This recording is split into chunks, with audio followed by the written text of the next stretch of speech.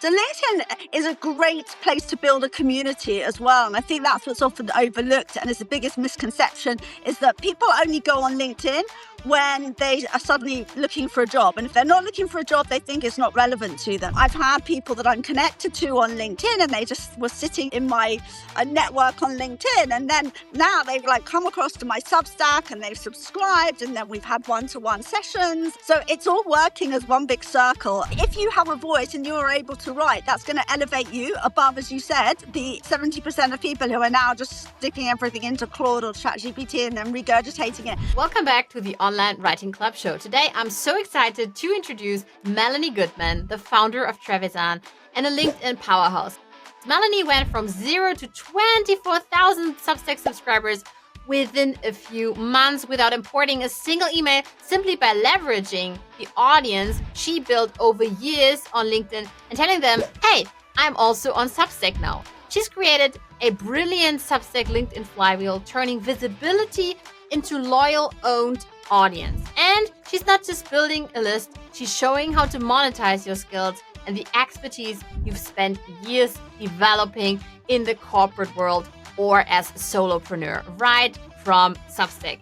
And the best part, MELANIE and I are teaming up for a bootcamp to help you grow your own email list and start monetizing your expertise too. But before we get to that, let's dive into her insights and learn exactly how she built this flywheel from the ground up. MELANIE, who are you and why are we hosting today's live session for the first time together? Right, so I'm a LinkedIn consultant. I've got sort of 40 plus 1,000 followers on LinkedIn, and I teach LinkedIn strategy and manage people's accounts and basically show people how to leverage LinkedIn effectively. And we are joining forces to talk about how we can join LinkedIn, Substack together to really leverage things in the best way possible for people so that they can monetize the two platforms, because that's often what people actually are turning up for, is that they want to build a pipeline of business. That's what we're going to be discussing, how you can actually do that practically step by step next week.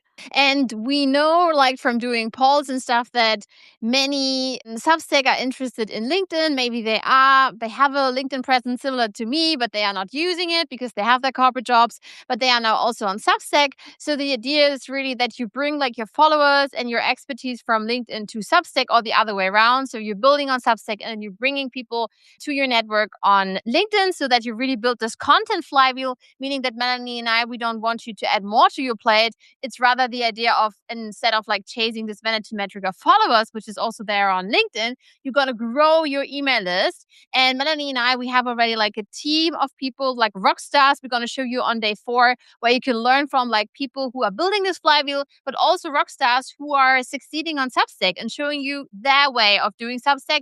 And then also with LinkedIn, and people who can show you their way of doing LinkedIn.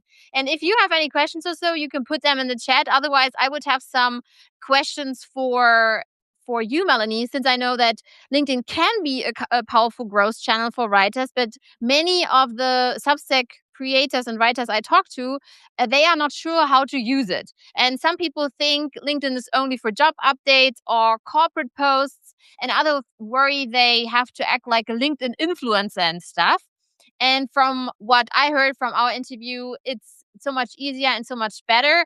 Maybe you can tell us, in a nutshell or so, what is LinkedIn for you in 2026? How would you describe what LinkedIn is at the moment?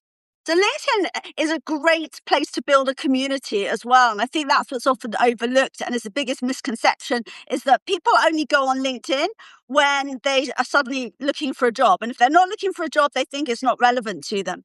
But actually, it's completely relevant. You find your own people there. You build a community of people who are interested in what you talk about, what you offer. Some people who are just there to write, maybe they probably find Substack more effective for that, if it's creative writing. But if you're offering anything, whether it's a product or a service, or you collaborate with people, then LinkedIn is a great place to build a community as well. And you can build a different type of community there and then move them over to your Substack, where they can get more depth on Substack. So you can use LinkedIn as your little tease as to what you talk about. and then do the long form articles that you would normally do anyway on Substack. So it's a slightly different type of writing. So basically, all people need is to have a very basic LinkedIn profile. And then what we're going to learn is how to really build that out so that people find you. Because I know that's the biggest frustration as well. People go on LinkedIn, they don't know how to use it, and they don't know, how to find people. But we're going to set you up so that people come to you, so that your profile comes up in searches, whether that's searches on ChatGPT or Claude or Google.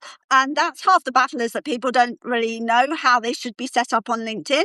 They have so many different features now away from the company page. So even if you work for a company, you work for a big company, they'll have their own page, but you can set yourself up as your own person without competing with what your company does.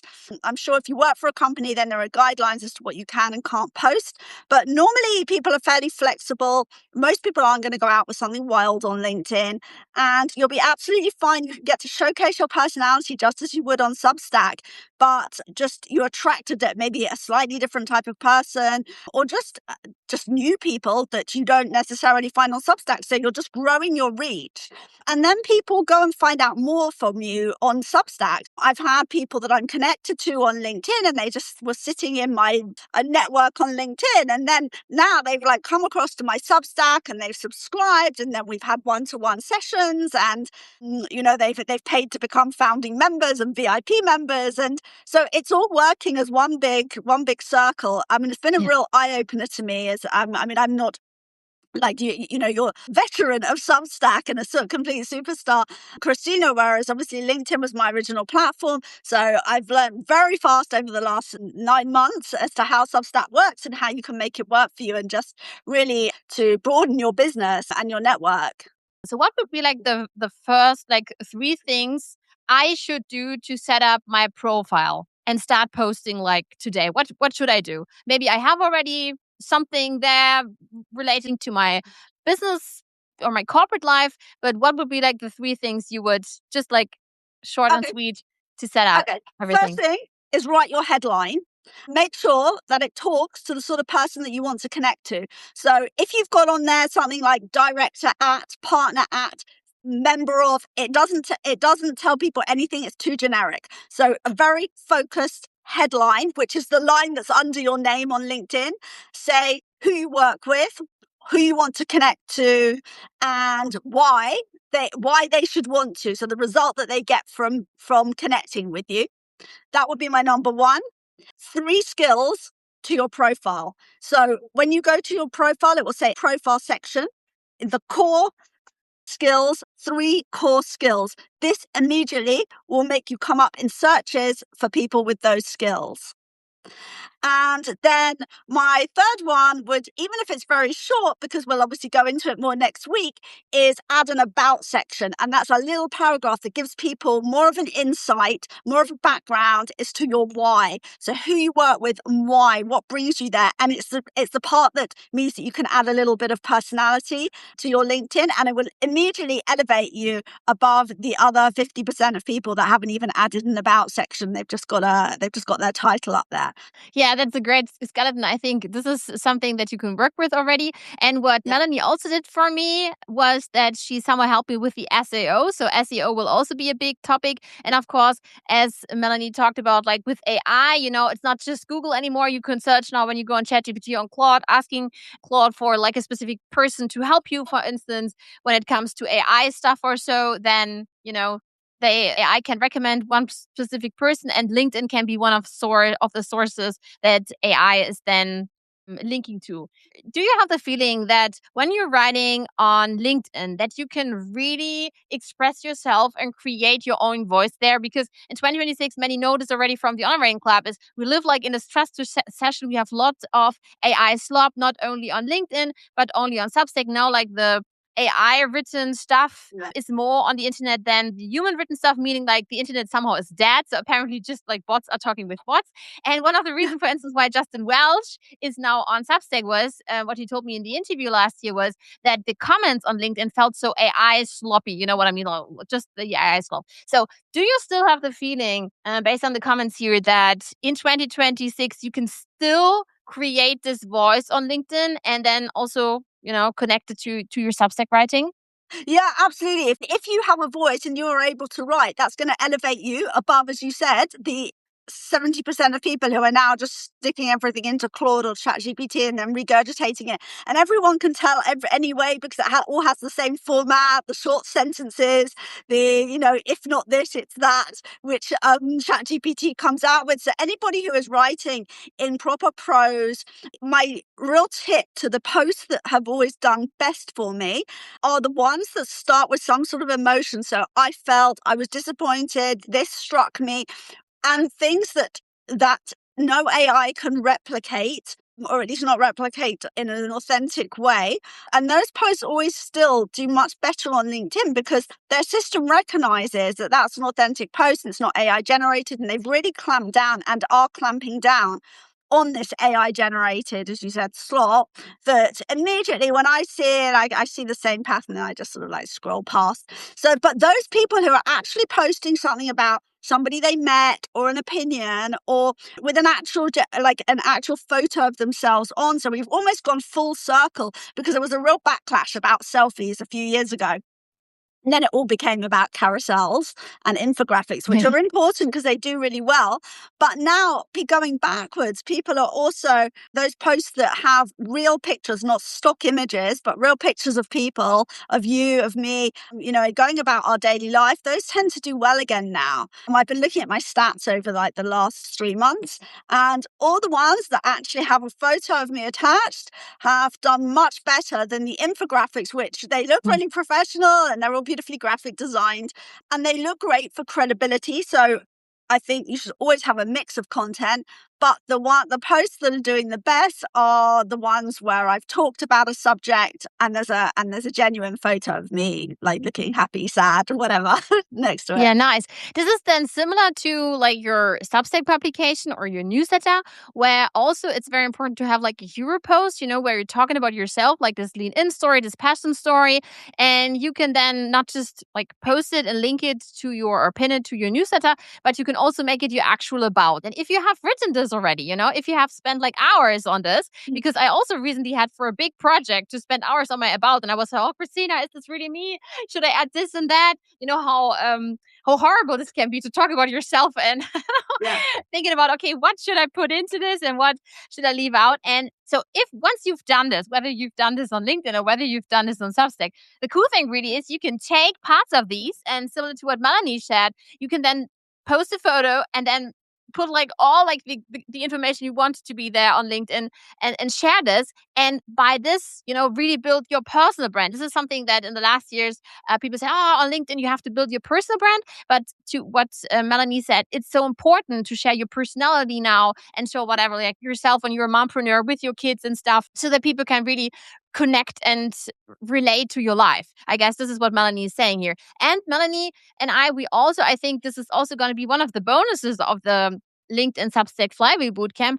I will have for you like an overview of posts that perform pretty well on Substack Notes, which is like the social media network on Substack. And I guess that MELANIE is also going to share what beginners who feel stuck can actually post on the platform. Am I right about this? And maybe you can give us already like a glimpse into what types of posts, beside like these more personal posts, perform pretty well, what we should do. You talked already about infographics and carousels, which are now here often that people recommend this for 2026, but maybe you can share maybe 2 more types of posts that people could start with.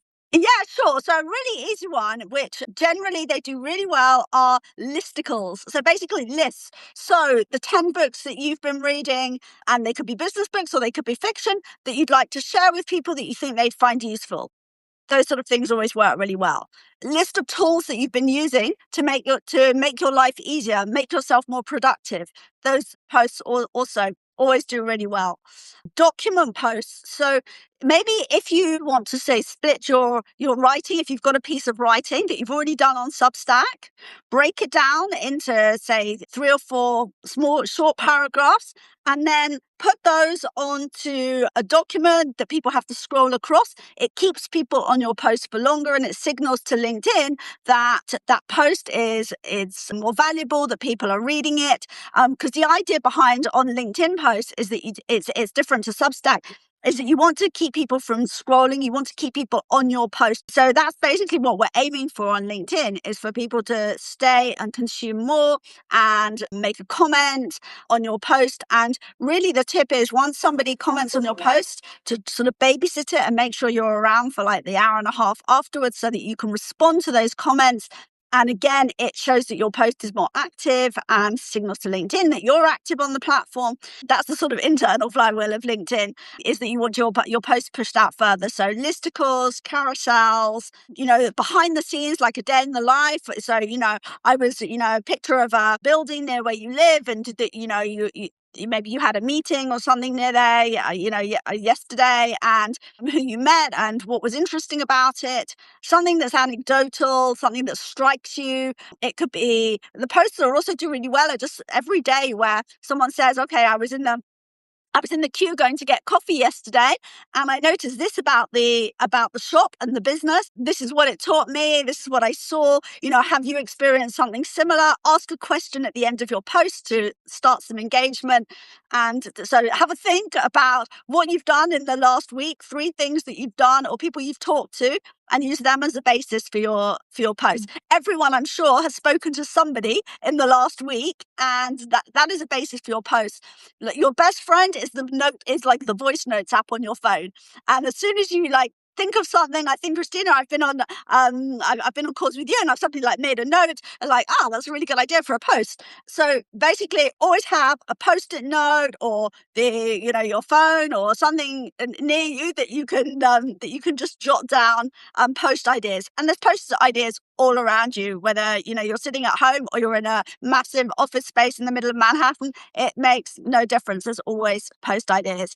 I have an endless stream of them, and I will be giving out lots next week. You see, from what Melanie is talking about, she really has the inside scoop. And I love, for instance, seeing Melanie then on LinkedIn being at the Brit Awards over the weekend, which was amazing. I was like, wow, what are you doing there, girl?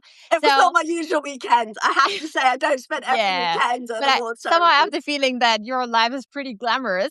And we have here not maybe so much glamorous questions here, but it's about, of course, it's about posting. So consistency, as on every platform, is important, okay? What I can hear is most writers already feel busy. What posting rhythm would you recommend for a beginner who wants to grow without burning out? And what would be the ideal post length? I don't want to stress anyone out. So let's say twice a week for a LinkedIn post, and then build that up. LinkedIn itself now say 2 or 3 times a week is optional. So I think everybody can manage 2 posts a week. As far as length goes, of course, it depends on what the subject is and what you're posting. But I would say what's more important is how it looks rather than how long it is. So if you've got 2 paragraphs of dense text, no one's going to read that. They're scrolling on their mobile. It just immediately looks overwhelming. So the key is to put lots of white space in your posts. Formatting is more important than length. I mean, it's fine if it's long, if you've got something to say that's interesting and it adds to it, not if it's just a load of waffle. But it's actually the formatting that you want people to look at the hook and then say, see more, and scroll down. And that's what you're aiming for, is that they read to the end, hopefully, of your post, and then comment or like it or engage with it in some way. And saves are key. So what you really want is people to press that save button in the right hand of your post. Save it for later, which is why if you offer something of value, so if your post is something valuable, like it's a list that people might want to go back to later, it's got some tips in it, it's got it's got something they might want to look at later, they're much more likely to save that post than if it's just something like I was at an award ceremony. No one, although it's popular in the moment, people aren't probably going to save that post for later because my photos aren't that interesting. Some of the tribe members from the Online Writing Club, they also told me that their accounts got restricted. And I know maybe you haven't listened to it yet, but Melanie and I, we shared a podcast where Melanie shared a similar situation. Maybe, Melanie, you can fill us in and tell us a bit more about what moment changed your whole life and the whole trajectory of your LinkedIn journey, and how you and why you now started your Substack, and where you started and where you are now, for all the people listening. Yeah, sure. So this all started last summer, where I literally Woke up one day, 11 o'clock in the morning, I'm happily on LinkedIn. Suddenly I get this thing flash up on my screen. You've been permanently restricted and basically, bye-bye. We don't want to hear from you. I was like, whoa, this is my entire business. What's going on? I had no idea why, because I'm obviously compliant. I'm really careful because it's my whole business. Obviously, I went back to LinkedIn. In fact, I went back to LinkedIn about like 19 or 20 times, and they wouldn't tell me what the problem was. They just said that they wouldn't answer any more of my emails. And I basically, after a lot of backwards and forwards, hit a brick wall. And so I wrote to the CEO, Ryan Roslansky, and I emailed him and I said that this is what's happened. And then I had like a polite email back. And then I had done all the usual routes of raising support tickets. In fact, I've even been to the LinkedIn offices in London because I was lucky enough. I live in London, so it wasn't too hard for me to get to. They were super helpful, but they still couldn't get my account back. I contacted LinkedIn's lawyers in the States, in California, and I put forward a legal case to them as to why what they were doing was actually not legal. I'm a lawyer by profession and I still have a practicing certificate. I draft social media policies for firms. So I knew what the law was. I knew what they could and couldn't do. And unfortunately, a lot of people don't know that. So they just accept what LinkedIn says. So I went back to them and within 6 hours, I had my account unrestricted. So what I did was I've actually written, there's a detailed article on Substack, step by step, assuming you haven't done anything wrong. And even if you have actually, if it's something small, you're still entitled to get your account back, or at least offer to make good and say sorry. So the whole article is on Substack if anyone wants to read it. And if you do have a problem or you know someone who's got a problem, that should hopefully help them get their account back. It's been quite successful for quite a few people. But that was the moment that I realized, whoa, I've got all my eggs in one basket, apart from my email list, which was my saving grace was that I had an email list. But I realized that actually that's not enough. I had no pipeline if I didn't have my LinkedIn. And so immediately I thought, hey, I'm going to look into another platform, found Substack, which was the best thing ever. I spent 3 weeks just zooming in on how to learn everything about using Substack. I took I had got all my data from LinkedIn because they have to give that to you. So I had all my articles. So I started importing everything I'd written on LinkedIn, my articles, at least my long form content, started uploading it into Substack. So creating my new world on Substack within a weekend. I was all set up with my homepage and everything. It was a bit of a steep learning curve because I needed to learn quickly. And then I very nicely asked my LinkedIn connections if they would follow me onto Substack, which I was fortunate that a lot of them did. I immediately had a large, substantial subscriber base, or paid subscribers. They're not mostly paid subscribers. That's fine. They're my community. And I know that when they need something, they reach out to me, they stay in the loop. But Substack is amazing because then I have, as people join my community, you get their email addresses, which is something which LinkedIn, you might get the odd email address from them, but most people don't have their proper email addresses on them.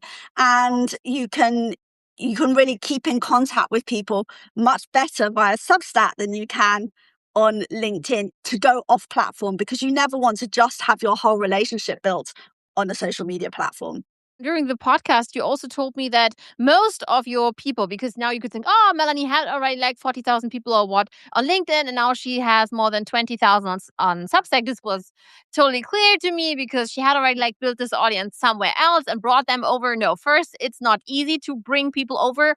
There are so many now coming from YouTube, Pinterest, Instagram. We had a huge wave this time last year with TikTok, and it is not easy to turn casual followers, let's call it like this, because following is pretty easy and simple for people to do, into subscribers, because these subscribers gonna get in their inboxes Melanie's posts, and they're gonna think twice whether they want it or not, and this is why the follow is always easier. Also on Substack, for instance, I have 17,000 subscribers and I have more than 30,000 followers. This means like these people are following me. They think, oh, Kristina is nice. She's interesting, but I'm not yet ready to also open my inbox for her and let her into my inbox. Okay, this is maybe what we need to talk here about as well. And this is also going to be an important part of the flywheel bootcamp.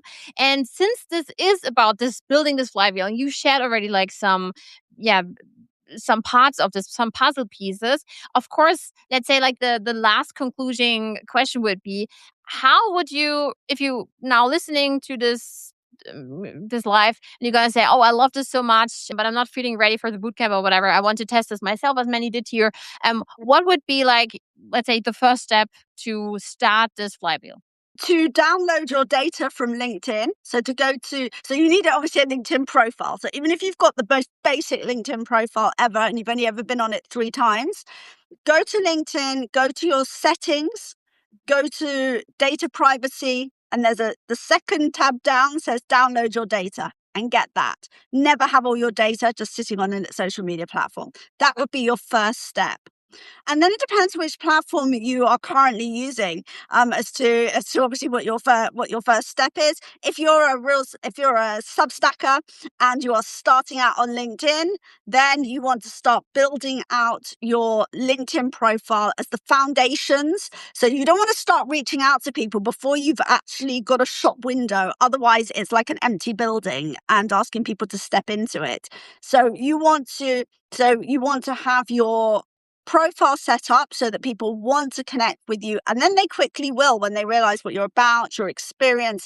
So we'll look at that next week. By the end of day 1, everyone will have a fully set up search engine optimized profile which they can run with afterwards. And that's probably the biggest step in the flywheel, is that you have that set up, and then you're in a position to start growing it and then moving people over. And again, if you're a Substacker and you've already got a community on Substack, go and find them on LinkedIn. Once you've got your profile set up, go and find them on LinkedIn, and they are 99% they are going to connect with you. So it's a really simple way of immediately growing your network on LinkedIn, which people overlook, because when you reach out to someone cold on LinkedIn, although their profile might look nice, unless they've got some relevance, they might not connect with you. If you're already connected with them, you're following them, or they're following you on Substack, they're already interested in you, they're 100% they're going to connect with you on LinkedIn. And you'll quickly get to that 500, which is like the magic number on LinkedIn, that you want to have 500 connections. Oh, cool. Then I already somehow reached this point already, but based on whatever, like just my corporate context. Yeah, it's super nice. I checked already, like some people signed up during this bootcamp. This is nice for the LinkedIn Substack Flywheel bootcamp. But what's very important really is that it's not just about LinkedIn. So we're now in this live, we focused on LinkedIn, but you also got to learn about Substack. This is very important. So what Melanie shared is really, she's going to kick off on day 1 everything about LinkedIn and also about the assets you need. And if you're going to say, you know what, Melanie, I'm missing this and that, we're going to add this. And then on day 2, it's going to be about like me and Substack, and you're going to learn about all the features, but it's not going to be like the feature overwhelm or so. It's always for Melanie and me that we're going to say, we want to make this like easy, easy and simple, because we know many of you are doing this part-time. And I think this is very important. So for me, for instance, I have 2 kids in the house. I'm in my late 30s and I'm doing this really part-time. So for me, I know many are hesitant about linking their they linked into their like passion business or so. And this is why I didn't do this, but now I'm really feeling ready with Melanie on my side. Okay. So somehow this bootcamp will also help me push me into this direction. And at the same time, I bet it's also going to help Melanie learn more about the platform, and then maybe whatever, like being live every week or so, because I think, Melanie, this is the first live now for you. Am I right? It's the first live I've done on Substack. So I've done a million podcasts and LinkedIn, but this is my first Substack live, which is amazing, because I'm now thinking I do a monthly LinkedIn lunch and learn on Zoom for my paid subscribers on Substack. But I'm now thinking, well, I'll do it live instead. It's a great way of communicating. Yeah, the best is really you see the comments. And Melanie and I, yesterday, we were talking about like doing a LinkedIn live. So we're also going to cover this, as many say now LinkedIn lives are like gold mines, because apparently this is like huge, being live on LinkedIn. But it's a bit tricky, right, Melanie? Because you told me you need to use StreamYard or something like this. So for this, we need definitely a tech guy or so to help us. In this case, it would be my hubby, I guess. But this would also be something that Melanie and I would test for you. And we have some more days to go. We have some spots left. And if, for instance, money is an issue, always with my boot camps, I started this in 2022. That was my first boot camp. I started with with Medium, helping people with get on Medium. And then I started the Substack boot camps. And this is the first time I'm doing this with LinkedIn and Substack. So we have like a LinkedIn Pro and a Substack Pro, like as someone said here, like the perfect combo. And the idea always is with the boot camps. First, of course, we talked about the trust recession. So it's really Melanie and I. It's not a robot or so sitting there and really spending like these 4 days with you. And actually, you won't just learn from us on day 4. You will learn from all these rock stars, people we helped or people we are connected with. We think that they thrive and they are awesome. And again, it's not about like, oh, you know what, this person is already like whatever, like he has already like 100,000 followers or so. This is not what it is about.